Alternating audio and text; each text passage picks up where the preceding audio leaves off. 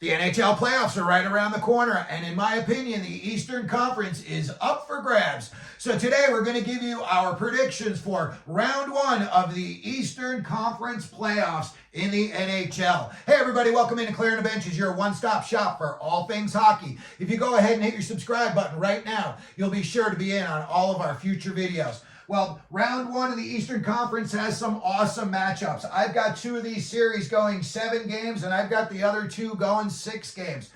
Let's get right into it. I've got an upset special brewing, and I think that Montreal is going to take out Washington in 7 games. Now, the reason I think this is because since winning the 2018 Cup, the Caps have not won a single playoff series. I think they might be a little bit drained from this year's Ovechkin watch. You know, it was a big, awesome thing, but I think it also took a lot of energy out of them. They were able to get it out of the way with a few games left so they could kind of get the team back to a normal sense, of just a team structure going into the playoffs. But I think right now Montreal came into this last 2 months playing over their heads, and they're riding a big wave, and that could be a dangerous combination for the Washington Capitals. Another thing that could be dangerous for the Caps is their goalie inexperience. Logan Thompson and Charlie Lindgren have a combined 4 playoff games between the pipes, between the two of them. And another factor that could, bring the goaltending to light is the fact that Sam Montembeault played really well this year. He's kind of the big reason why Montreal's where they're at and that they were able to make it into the playoffs. He played really strong, and he was very consistent for them. You never know what you're going to get out of a goalie who's in a playoff series for the first time, or, seeing that big wave of pressure around the net the whole 60 minutes. You don't know how they're going to react to that. So it's kind of a big question mark, in my opinion, for the Washington Capitals. Also this year, Montreal's favor, the additions of Lane Hudson. Now you've got Demidov here. Slavkovsky kind of grew into his body a little bit. He's playing more of a physical game than people first thought when he was drafted. Caden Gould's played very well for them on the back end. They've got Arbor Jacki in the back end. So, there's a lot of physical presence back there as well. So I think this is going to be a really good series, but I do think that Montreal is going to squeak it out in 7 games. Next up, we've got the Carolina Hurricanes taking on the New Jersey Devils, and I've got the Canes taking this series in 6 games. A big reason for me is that, like Edmonton, Carolina is in win cup now mode. They've got some older guys, end of the line of their careers. What better of a way to go out than on top after hoisting the cup? I'm talking about guys, Jordan Staal, Brent Burns, Freddie Anderson. Those guys have got a lot of mileage on them, and I think that they are going to be, really, really pushing, especially in the locker room when they're talking to guys before the games. I think these are going to be the big 3. They're going to have everybody's attention, and they're going to tell everybody how it's going to go during the game. I think if that happens, that the Canes will be successful. I think also after losing Gunsel and now Rantanen, I think that Carolina wants to make a really deep run into the playoffs and prove that they are, a team that's going to contend for the cup every year for the next 5 or 6 years. You've got to start getting free agents to sign down there for the long term. I'm talking about a guy like Mitch Marner. If you were to go down there and sign, for 8 years, something that I think everyone thought, first of all, Gunsel was going to do, and then at the last second, it didn't work out. And then Rantanen, it just pretty much flatlined from the beginning. So I think that after all of that happened, Carolina is going to want to win and go deep and show everybody in the NHL this is a place you can come and feel comfortable for a long time.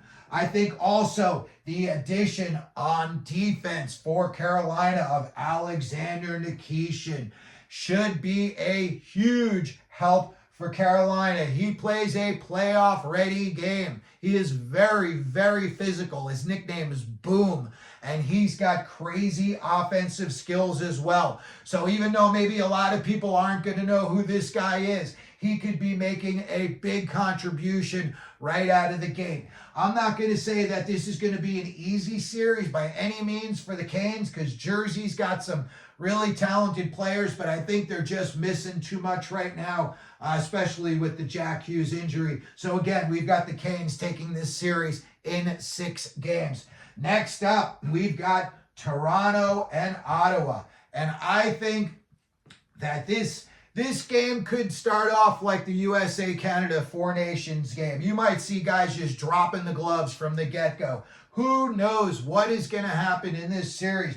But I think it's going to be very, very entertaining. I think there's going to be a lot of big hits, a lot of scrums after the whistle, maybe some fights in the first 2 games. I think this is going to be an action-packed series. Now, considering it's Ottawa's, first time back in the dance in a while, and Toronto's kind of gotten a little bit better as they've gotten along in the playoffs, I'm going to say that the Leafs are going to take this series in 6 games.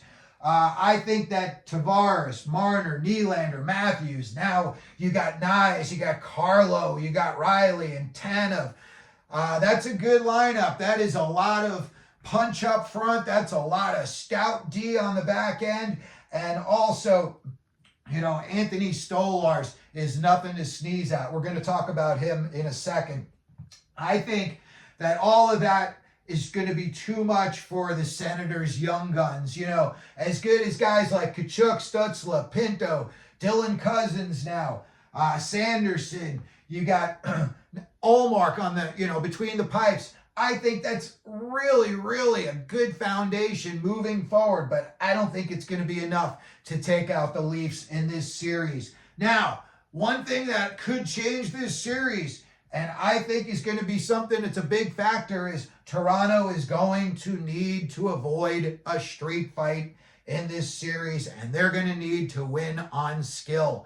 If this opens up like the Four Nations and this first 2 games are just a bloodbath, you never know how the momentum is going to swing after something like that happens. You never know how it's going to play out in guys' minds. Some guys like that, some guys hate that. So you don't know how it's going to go. So if Ottawa were somehow to turn this into a bloodbath first 2 games, we might be seeing this series go all the way to 7 games. And then finally, I think this is going to be the big emergence nationally for Anthony Stolarz. I know a lot of people know who this guy is, but I don't think they know how really good he is. And I think this series, if they play well, the Leafs have the ability. They could dominate this series. Who knows? They could win it in 4, could go 7. But I think you're going to find out how good Anthony Stolarz is between the pipes for Toronto. So again, Leafs in 6. And then finally, the Battle of Florida, the Alligator Alley Brawl. I've got the Tampa Bay Lightning squeaking this out in 7 games, taking down the champs in the first round. Reasons why. I know Florida's just had some serious cup runs. They won a cup, they lost a cup, but I think Tampa Bay's playoff experience, the volume of not only guys, but the volume of game and the volume of production those guys have had in those playoff games. You're talking about Hedman's got over 100 playoff points. Not to mention he's a 6'7" monster. He's like a wet blanket if he gets on you, and that's what he's going to be doing all playoff series. You're going to see Hedman knocking guys into tomorrow right at the whistle and up to the whistle. He's going to get very physical in the next few weeks. Ryan McDonough, they bought him back for a reason. It's his stability. You got guys like Cirelli. They can throw their weight around. He can play steady. He's been there before. They know what they're getting. Point, guys, just incredible. They bought Yanni Gord back. They know what they're getting. They wanted it, and they bought him back. Gensel. I think Gensel's going to fit in just fine. I think he's going to be seamless. It would be a surprise to me if he struggled in the playoffs. I think he could be the highest scorer in this series. You got guys like Kucherov, Vasilevsky. Even though Florida's got the cup, and you've got Tkachuk, Barkov, Verhaeghe, Bennett, Reinhart. Now they've got Seth Jones. You got Bobrovsky. I think just this year, and maybe I'll be wrong, but I think this year the Lightning have it just slightly over them in the experience.